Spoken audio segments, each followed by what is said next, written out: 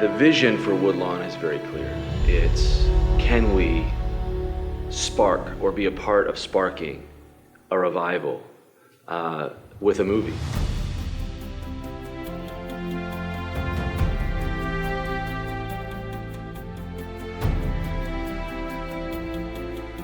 So, first, I'm Jon Erwin, film director. My brother and I make movies together. My name's Andy Erwin. I'm a filmmaker. Started when my brother and I were kids, and my dad was in the media, and we just always loved to tinker around with cameras and different things like that. And we'd work late nights just playing with equipment at the TV station, and we kind of caught this joy of playing with it as a hobby.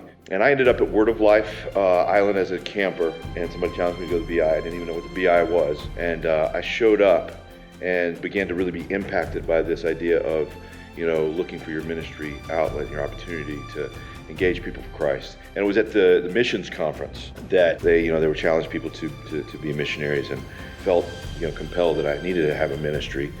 And I was going to go forward at that meeting, but just really wrestled with, I don't feel like I'm supposed to, translate Bibles. I don't know that that's what God's equipped me to do.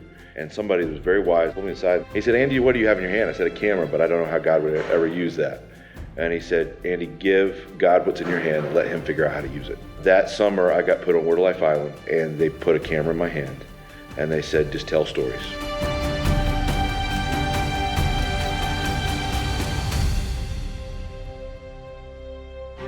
I was 14 years old, I think, and we were doing the video stuff for Word of Life Island, and we made like a 17-minute kind of Knights of the Round Table video that I thought was the best thing ever, the next epic movie. The audience on that particular didn't quite share that sentiment. They didn't really like it. That was a great place for Andy and I to just kind of learn our craft and learn how to communicate with an audience. So I think that was really where a lot of Andy and I's journey began. It was on this island in Screw Lake, New York. And in the process, we fell in love with telling stories. And that led to us coming back home, and we said, could we dream a little bigger, and could we actually make movies?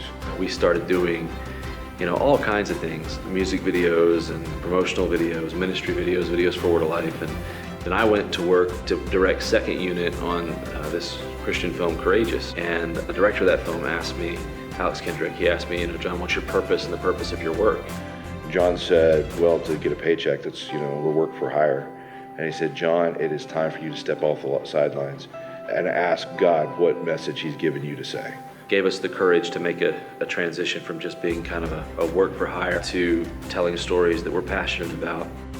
And Jon came home with a script called October Baby, said, I want to do this movie. I read it, I fell in love with the story, and I said, this is a risky story, but even if it's our last one, let's give it a try. I got a message from a doctor in Australia that was doing his residency at an abortion clinic. Said, I just watched your film, and I just want to let you know I just quit my job. And just the amount of stories of people that found healing and forgiveness in that. So this is powerful. This is what we want to do for the rest of our lives.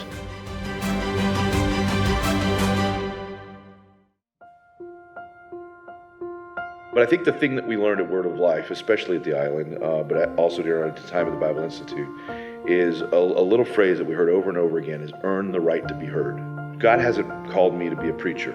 He hasn't called me to be a politician. He hasn't called me to change laws. He hasn't called me to be an evangelist. He has called me to be a storyteller.